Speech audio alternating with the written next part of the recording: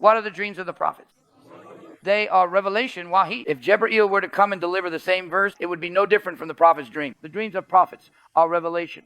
This has been explained by Ibn Abbas, may Allah be pleased with him, in Bukhari. The dreams of the prophets are divine revelation. Let me explain this to you. Prophet Ibrahim, peace be upon him, laid down his son Ishmael, peace be upon him, to sacrifice him. He placed a knife on his son's throat based on a dream.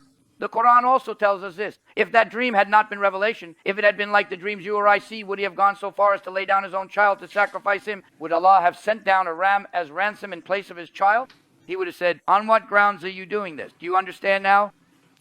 That's why we must repeat this from time to time. Otherwise, someone might say, it was just a dream, Allah forbid. You would exit the faith if you said that. Was that my dream? No, it was the dream of a prophet.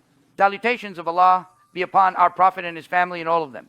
Yes, this is why Imam Busiri says in the Qasida al-Burda, do not deny the revelations seen in his dreams, for he had a heart that remained awake even when his two eyes slept.